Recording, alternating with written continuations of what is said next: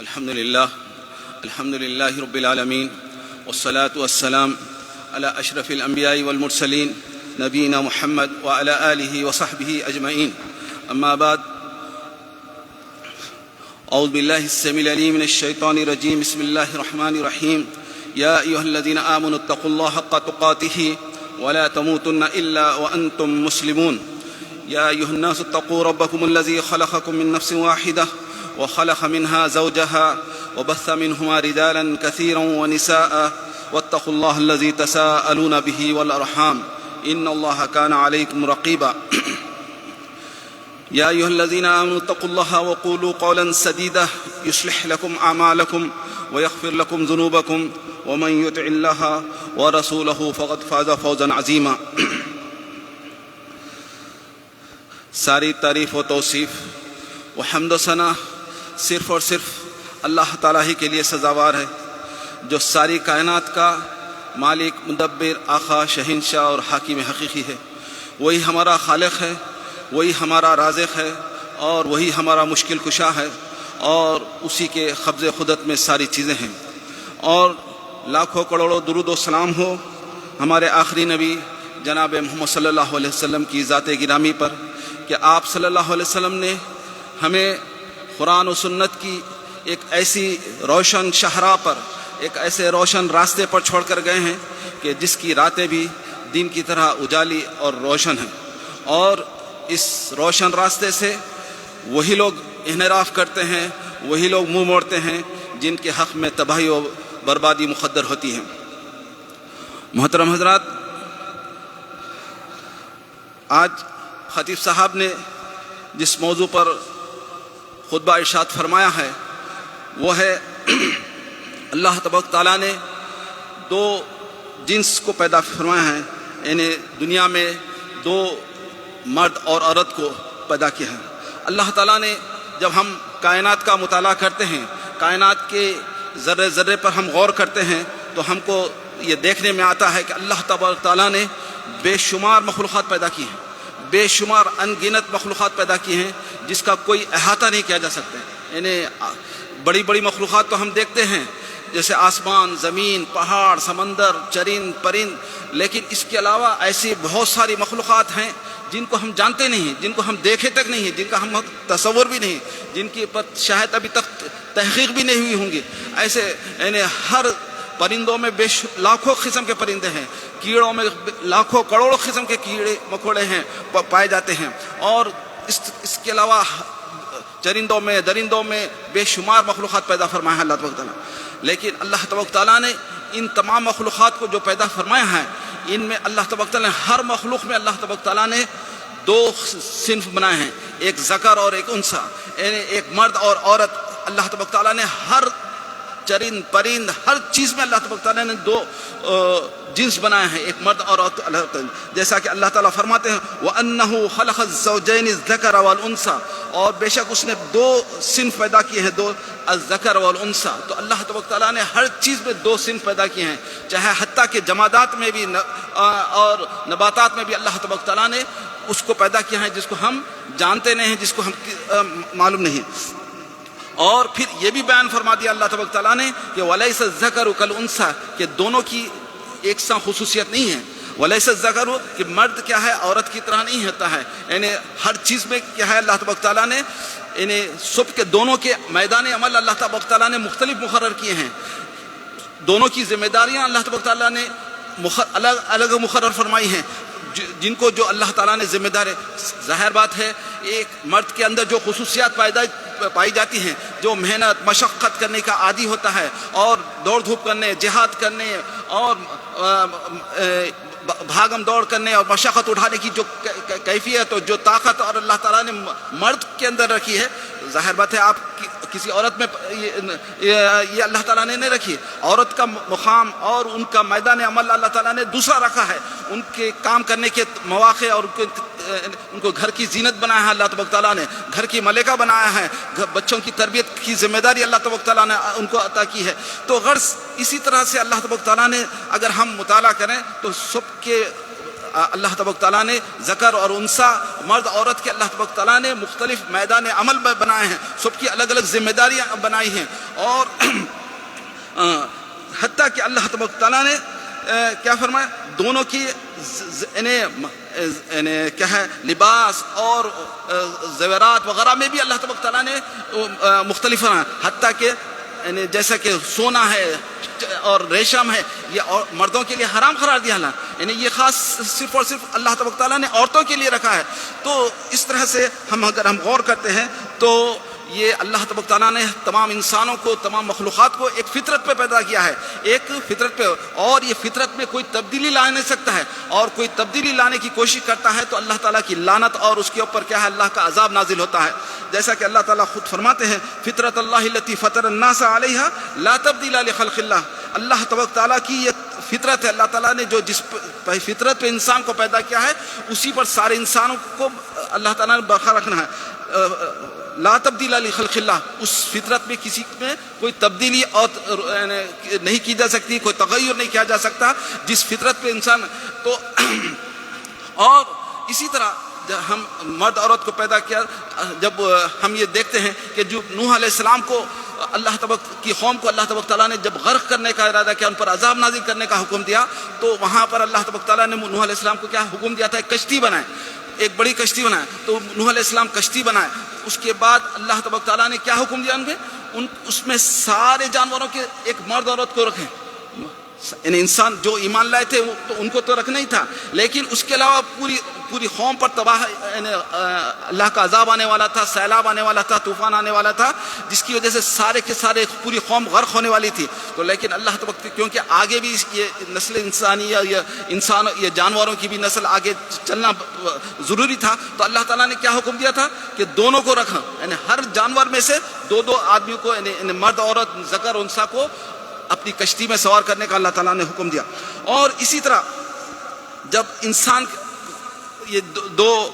جنس جو اللہ تعالیٰ نے پیدا فرمائے ہیں، حتیٰ کہ اللہ تبارک تعالیٰ جب انسان کو ماں کے پیٹ میں جب انسان کا نطفہ ٹھہرتا ہے، جب وہ گوشت ہوتا ہے، پھر پہلے خون ہوتا ہے، لوتھڑا ہوتا ہے، جب پوری شکل بن جاتی ہے تو اس وقت بھی اللہ تبارک تعالیٰ فرشتے کو بھیجتے ہیں اور فرشتے کو حکم دیتے ہیں کہ اس کے بارے میں کیا لکھا ہے۔ جب فرشتہ اللہ تعالیٰ سے پوچھتا ہے کہ اللہ تبارک تعالیٰ میں اس کے بارے میں کیا لکھوں، انہیں 4 چیزیں جب انسان کے بارے میں لکھی جاتی ہیں، اس میں اللہ تعالیٰ سے پوچھتا ہے فَإِذَا أَرَادَ اللَّهُ أَن يَخْلُقَ خَلَقَهَا، جب اللہ تعالیٰ اس کو پیدا کرنے کا ارادہ کرتا ہے، اس کو روح پھونکنا چاہتا ہے، تو اس سے تو فرشتہ کہتا ہے اے ربی ذکر او انثى، اے میرے پروردگار یہ ذکر ہے یا انثى ہے، کہ یہ مرد ہے یا عورت ہے، تاکہ اللہ تبارک تعالیٰ وہ فرشتہ اس کے حساب سے کیا ہے اس کو ذکر یا انثى کا بنانا چاہے۔ پھر دوسرا سوال پوچھتا ہے اللہ تعالیٰ سے اشقی ام سعید، کہ یہ بدبخت ہوگا یا نیک بخت ہوگا، یعنی یہ روح پھونکے جانے سے پہلے اللہ تبارک تعالیٰ سے فرشتہ یہ پوچھتا ہے کہ اللہ تبارک تعالیٰ اس کے بارے میں کیا کیا لکھوں، تو ان میں سب سے پہلی چیز جو لکھی جاتی ہے کہ یہ لڑکا پیدا ہوگا یا لڑکی پیدا ہوگی، اس کے بارے میں لکھا جاتا ہے۔ پھر دوسری چیز جو لکھی جاتی ہے اشقی ام سعید، کہ یہ شقی ہوگا یہ سعید ہوگا۔ پھر اس کے بعد میں رزق کے بارے میں لکھا جاتا ہے کہ اس کا رزق دنیا میں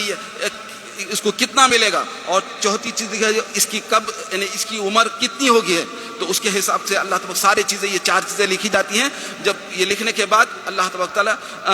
اس کے اندر روح پھونکی جاتی ہے۔ تو اس سے یعنی یہ جیسے اس حدیث سے جو واضح ہوتا ہے، ہم کو جو معلوم ہوتا ہے، یعنی تیسری چیز کوئی نہیں ہے، ذکر ہے یا انثیٰ ہے انسان۔ لیکن آج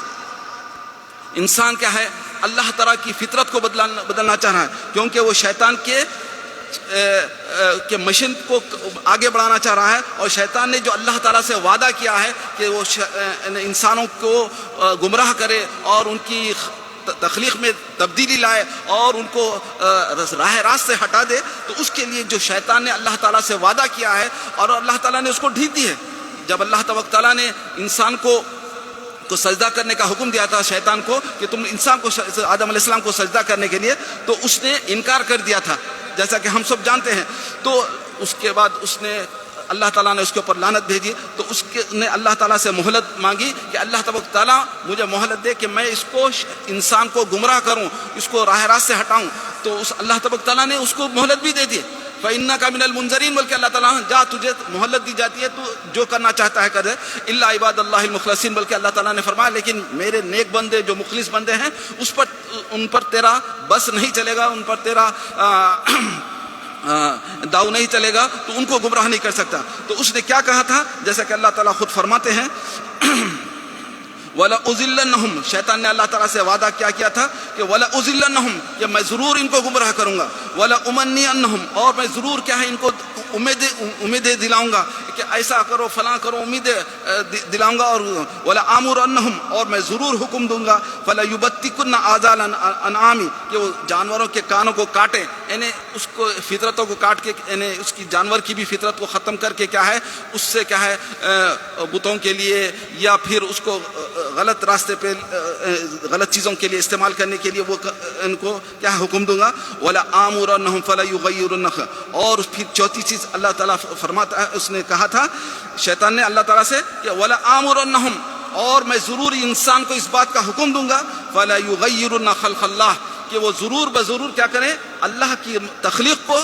تبدیل کر دیں، اللہ کی تخلیق کو تبدیل کر دیں، یعنی اللہ تعالیٰ نے ہم کو جس تخلیق پر پیدا کیا ہے، کہ اللہ تعالیٰ نعوذ باللہ کیا ہم کو غلط طریقے سے پیدا کیا ہے، ہم کو اللہ تعالیٰ احسن وَلَقَدْ خَلَقْنَا الْإِنسَانَ فِي أَحْسَنِ تَقْوِيمٍ، بول کے اللہ تعالیٰ فرمایا کہ ہم نے انسان کو بہترین سانچے میں پیدا کیا، بہترین شکل میں پیدا کیا اللہ تبارک تعالیٰ نے، یعنی اس سے بہتر اور کوئی نہیں ہو سکتا تھا۔ یعنی اگر ہم تصور کریں کہ اگر ہم اللہ تبارک تعالیٰ ہمارے کو کوئی اور دوسری، یعنی اگر ہمارے کان کی جگہ آنکھ یہاں رکھ دیتا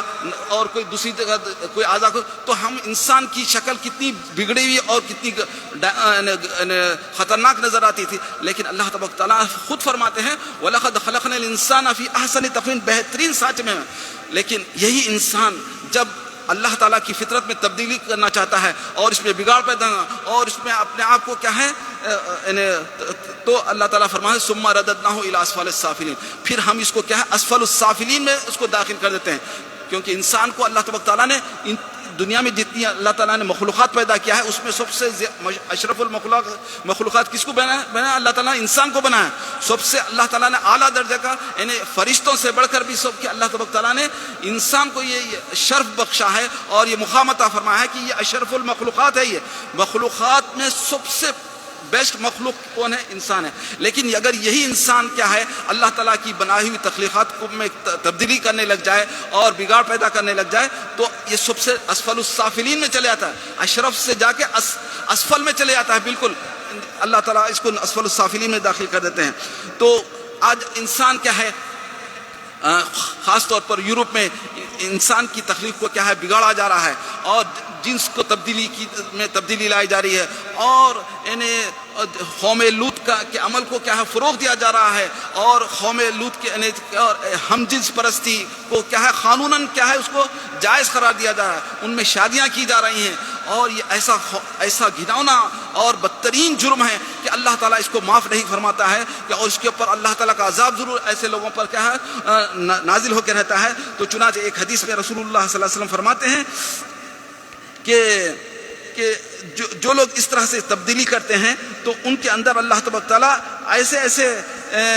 بیماریاں اللہ تبارک تعالیٰ طاعون اور دوسرے ایسے امراض اللہ تعالیٰ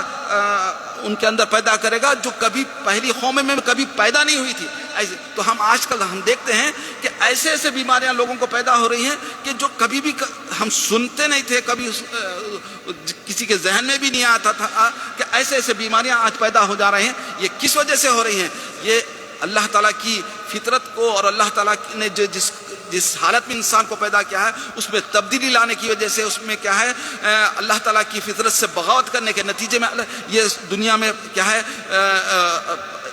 مختلف قسم کی اور ڈینجر کیا ہے بیماریاں پیدا ہو رہی ہیں۔ اور آخر میں پھر اللہ تبارک تعالیٰ فرماتے ہیں کہ جو اس طرح کے عمل کو ہوتا ہے یہ سارے کا یعنی پوروں کا یہ جو تبدیلی خلق ہے اس کا مقصد کیا ہے لوگوں کا، ان کا خاص طور پر یورپیوں کا کہ یعنی قوم لوط کے عمل کو فروغ دیا جائے، قوم لوط کے عمل کو فروغ دیا جائے۔ تو اللہ تبارک تعالیٰ ان کے اوپر کس طرح سے عذاب نازل فرمایا تھا؟ تو اللہ تعالیٰ کیا فرماتے ہیں فَلَمَّا جَاءَ أَمْرُنَا، جب ان کو سمجھایا گیا، ان کو بتلایا گیا، اس سے روکا گیا، لوط علیہ السلام نے ان کے پیچھے محنت کی لیکن انہوں نے مانا نہیں، اس پر تسلیم نہیں کیا، تو اللہ تعالیٰ کا عذاب ان کے اوپر نازل ہوا. تو کس طرح سے اللہ تعالیٰ کا عذاب ان کے اوپر نازل ہوا تھا؟ اللہ تعالیٰ خود فرماتے ہیں فلما جاء امرنا جعلنا عالیہا سافلہا. جب ہمارا عذاب کا حکم ان کے اوپر آیا تو ہم نے ان کی بستی کو کیا ہے نیچے سے اوپر سے لے کے جا کے اوپر سے پٹک دیا گیا, یعنی لے کے اوپر لے جائی گئی, پوری بستی کو اٹھا دیا گیا, پوری بستی کو اوپر لے جا کے الٹا کیا ہے پٹک دیا گیا. وَأَمْطَرْنَا عَلَيْهَا حِجَارَةً مِّن سِجِّلٍ, اور ان کے اوپر پتھروں کی بارش نازل کی گئی ہے, ان کے اوپر من سجیل منضود مسومہ, یعنی نامزد تھے کہ ہر ایک کے نام کے ساتھ یہ فلاں پتھر فلاں شخص کو لگے گا, فلاں شخص کو یہ پتھر لگا. اس طرح سے اللہ تبارک تعالیٰ نے ان کے اوپر ان کو تباہ برباد کیا. عند ربک وما ہی من الظالمین ببعید, اور یہ ظالم کیا ہے یہ دور کے بات نہیں ہے, یہ بالکل کوئی ایسا یہ واقعہ اللہ تعالیٰ فرمانا ہے کہ یہ کوئی دور کا واقعہ نہیں ہے, بالکل قریب کا ہی واقعہ ہے. تو اس طرح سے تو اللہ تعالیٰ کی سنت ہر قوم کے ساتھ ایسی رہتی ہے. اگر وہ قوم نے اگر اس طرح کی ہے اور تو جو ان کے اوپر عذاب نازل ہوا تھا, اگر ہم بھی وہی طریقہ اختیار کریں گے تو ہم پر بھی وہی اللہ تعالیٰ کا عذاب نازل ہوتا ہے. اللہ کی سنت, اللہ کا طریقہ ساری قوموں کے ساتھ ہم پر, یعنی ہم کو اللہ تبارک تعالیٰ اس لیے بچائے گا نہیں کہ ہم رسول اللہ صلی اللہ علیہ وسلم کی امتی ہیں, امت محمدیہ میں سے ہیں, ایسا نہیں ہے. جو بھی نیک عمل کرتا ہے, ایمان لاتا ہے, عمل صالح کرتا ہے, اس کے کو اللہ تبارک تعالیٰ, جیسا کہ دوسری جگہ اللہ تعالیٰ ارشاد فرماتے ہیں کہ چاہے وہ کوئی بھی ہو, کسی بھی مذہب کا آدمی ہو, اگر ایمان لا لیتا ہے اور اسلام عمل صالح کرتا ہے تو اللہ تعالیٰ اس کو جنت میں داخل کرنے کا وعدہ فرماتے ہیں. لیکن اگر ہم صرف یہ سوچ کے اللہ تعالیٰ مسلمانوں کو تو اس سے بچائے, لیکن اور بعض مسلم کنٹریز میں بھی کیا ہے اس کو فروغ دیا جا رہا ہے, اس کو قانون کیا ہے جائز قرار دینے کے لیے طریقے اپنائے جا رہے ہیں. اور دوسرے یورپ ممالک تو بالکل قانون پاس ہو چکے ہیں بہت سارے کنٹریز میں. تو یہ اب بس انتظار کریے, ایسے قوموں پر اللہ کا عذاب نازل ہو کر رہتا ہے. تو ہم کو کیا ہے ایسے چیزوں سے, ایسے خیالات سے اور ایسے افکار سے اپنے آپ کو, اپنے بچوں کو کیا ہے بالکل دور رکھنا ہوگا, ورنہ کیا ہے اللہ تعالیٰ کا عذاب ہم پر نازل ہو کر رہ سکتا ہے. اللہ تعالیٰ سے دعا ہے کہ اللہ تعالیٰ ہمیں نیک توفیق عطا فرمائے, اور اللہ تعالیٰ نے ہم کو جس فطرت سلیمہ پر پیدا کیا ہے اس فطرت سلیمہ پر ہم کو ہمیشہ باقی رہ کے خاتمہ بالخیر فرمائے. آمین یا رب العالمین. سبحان ربک رب العزت عما یصفون وسلام علی المرسلین والحمد للہ رب العالمین.